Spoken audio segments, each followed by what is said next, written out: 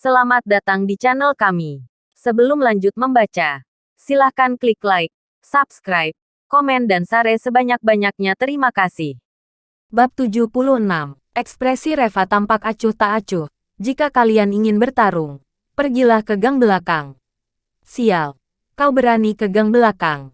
Kurasa kau benar-benar ingin mencari mati. Si Pirang tertawa, ayo, pergi ke gang belakang. Aku akan membunuhmu.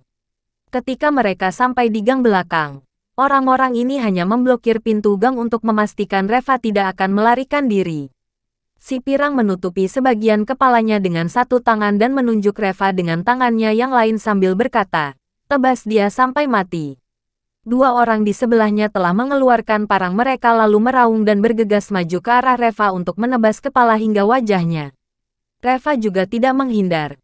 Dia maju selangkah dan meninju wajah mereka berdua. Keduanya jatuh ke jalan dan pada saat yang sama pangkal hidung mereka semua patah dengan darah yang mengalir dari mulut mereka. Orang-orang yang berada di belakang tampak terkejut. Tidak ada yang menyangka Reva bisa bertarung dengan sangat baik. Bunuh dia. Melihat itu si Pirang semakin meraung. Tetapi Reva lebih cepat selangkah. Dia meraih si Pirang lalu mencengkram lehernya dan membenturkan kepalanya ke dinding yang ada di sampingnya. Dalam sekejap saja si Pirang sudah hancur berantakan tetapi Reva tidak terus berhenti tetapi masih saja menabrakkannya ke dinding. Orang-orang yang ada di belakang itu tadinya berencana untuk mendekat tetapi saat mereka melihat situasi seperti itu mereka semua tampak ketakutan.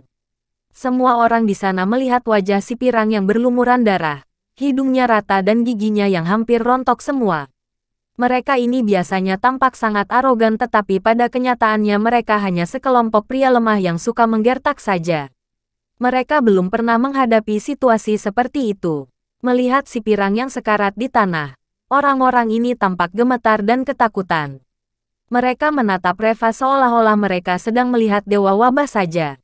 Melihat Reva yang berjalan mendatangi mereka, salah satu dari mereka tiba-tiba berteriak, "Ayo kita serang dia bersama. Kita ada banyak orang jadi tak perlu takut padanya." Semua orang kembali sadar lalu meraung dan bersiap untuk menyerang. Di saat ini tiba-tiba saja ada teriakan keras yang datang dari ujung gang, "Berhenti semuanya." Semua orang menoleh dan melihat sekelompok orang telah tiba di pintu masuk gang. Pemimpinnya kelompok orang itu adalah Kenji. Dia bergegas jalan mendekati Reva dengan tatapan hormat. "Tuan Li, apakah Anda baik-baik saja?" Reva dengan tenang melambai, "Aku tidak apa-apa." Kenji menghela nafas lega, lalu dia memelototi sekelompok orang itu dan memarahi, "Sialan, aku paling kesal melihat orang-orang macam kalian. Tebas, tebas mereka semua. Patahkan tangan dan kaki mereka dan tarik keluar semua urat mereka. Jika kalian masih bisa mengendarai sepeda motor lagi seumur hidup ini, aku akan mengikuti margamu." Sekelompok orang di luar bergegas masuk dan tanpa ragu-ragu mereka mengangkat pisau dan mulai menebas. Para pemuda ini tercengang. Mereka dulu hanya mengandalkan jumlah orang di kelompok mereka sehingga menjadi sombong dan arogan. Tetapi sebenarnya mereka belum pernah melihat penjahat beneran.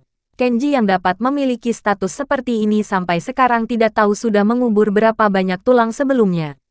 Jangankan hanya mematahkan dan menebas tangan dan kaki mereka. Jika Kenji mau menenggelamkan mereka di Sungai Carson juga akan menjadi hal yang sangat mudah. Sekelompok anak muda ini awalnya ingin melawan tetapi akhirnya malah hanya dapat memohon belas kasihan. Beberapa orang dengan canggung berlutut di tanah dan memohon, "Kakak, kakak, kami tahu kami sudah salah. Tolong maafkan kami. Kami tidak akan berani lagi. Kakak, lepaskan kami. Nantinya kami akan membalasmu budimu. Kami benar-benar sudah buta. Kami tidak mengetahui orang hebat yang ada di depan kami. Tolong, anggap saja kami sebagai angin lalu. Biarkan kami pergi." Tidak ada yang menanggapi mereka dan pada akhirnya semua orang ini kaki dan tangannya ditebas dan tergeletak di jalanan. Sesuai dengan yang dikatakan Kenji sebelumnya, mereka ini tidak akan dapat lagi untuk mengendarai motor seumur hidupnya. Nantinya mereka masih dapat berdiri atau tidak juga tidak dapat dipastikan. Mungkin saja mereka harus mengemis untuk mencari nafkah di separuh kehidupan mereka selanjutnya. Bersambung.